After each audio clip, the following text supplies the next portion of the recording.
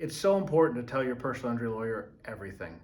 Unlike other types of relationships, there's really no benefit to us not knowing something about you.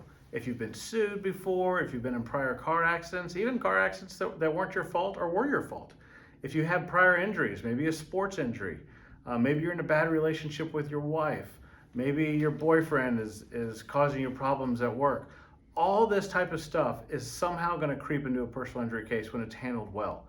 We're not going to turn your case over like some sort of fast food restaurant. We're going to examine all this stuff because we want to give you the absolute best opportunity to maximize your recovery. Call us if you have a personal injury case.